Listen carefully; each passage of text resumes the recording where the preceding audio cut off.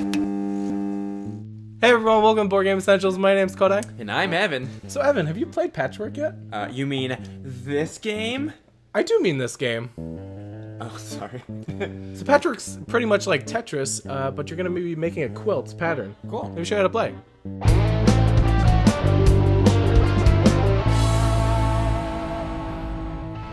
So Evan, guess what we're going to play today?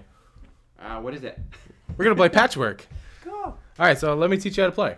So the goal of Patchwork is to have the coolest quilt and the most, I guess, valuable quilt with these buttons. So the buttons is kind of like the currency and the victory points in the game. Okay. So every player starts off with 5, and we're going to be moving along this track. I'll be the green player, and you'll be the yellow player, okay? Thank you. So we're going to be moving around in a clockwise fashion until we end here. As soon as both of our pieces are here, that marks the end of the game. You have 2 actions you could do on your turn, and you can either buy from the first 3 tiles left of the pawn, okay? And how do you buy them? So you can buy them using your buttons. The cost is listed on this blue number right here. So this one's worth. This one costs 5 buttons. This one costs 5, and this one costs 2. So let's say I'll pick this one, okay? So that one costs 5 buttons, and that's all of my starting buttons. So I'm going to push those over there, and I'm going to grab this tile and place it on my board. Okay? And then what you're going to do next is move this pawn this way, and that's where that will stay for right now. Okay? The next thing you're going to do is the time value number on here says 5. So you're going to move your piece 1, 2, 3, 4, 5 spaces, okay?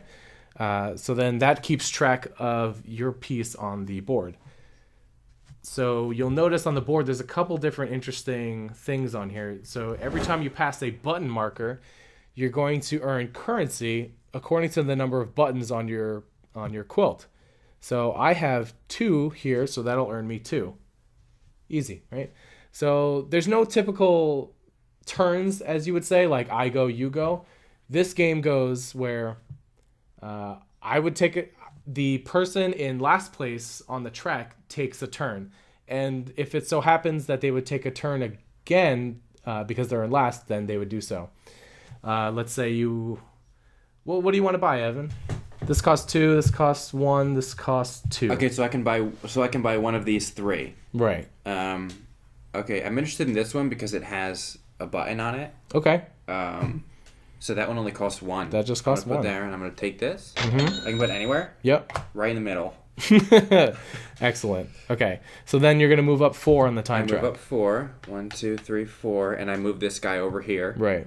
And then I go again. So you'll go again. So now let me explain a couple more things. Okay.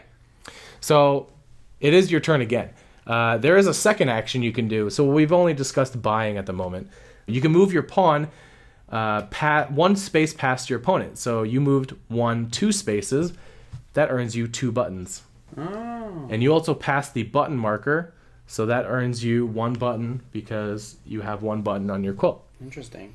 Okay, so let's say, in that example again, if you had moved from here, you would go 1, 2, 3, 4, and you would earn 4 buttons. Oh, okay. Because of that. You earn the number of buttons past the opponent. Cool. So, let's say you did take that. This is actually another interesting move, and I'll explain it now. So let's say I purchase this button. Since it's my turn, I'm last on the time track. I have 2 buttons, so I'm going to spend them, and I'm going to buy this piece right here. This piece, I don't know. I could put it. Oh, I'll put it over here for right now. That moves me up 1 on the time track, so that actually puts me right on top of you. Now, I actually get to go again. That's just the rules, yo. So then I would get another turn. I unfortunately have no buttons, so my only other move is just to move past you 1 space, and that earns me 1 button. Huh. Great. So now let's say we move on further in the game, and let's say we're somewhere around here. Doesn't matter. Let's say I purchase anything like this, okay? Let's pretend I paid the proper amount of buttons for it. And that one moves me 3. 1, 2, 3. Okay? I moved past this special tile. This is a tile in which you can place on your board immediately, and it fills the tiny gaps in your quilt. So this is a spot that I can't fill at all. So I'm going to place that right there, like that. Play will continue like this until both players have reached here, and then you're going to count the final number of buttons in your, I guess in your own personal bank. And then you're going to subtract the number of holes times 2 that you have on your player board. So let's say I had 10 blank spaces on my board.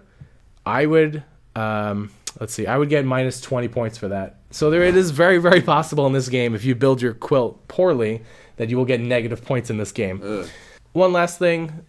If you the first player to build a 7x7 tile gets 7 points immediately. It's actually kind of cool because this board, I think, is a 9x9. 1, 2, 3, 4, 5, 6, 7, 8, 9. Right. It's a 9x9. So you only have to do a 7x7, and you get 7 extra points. Those are all the essentials you need to play. Board Game Essentials, out.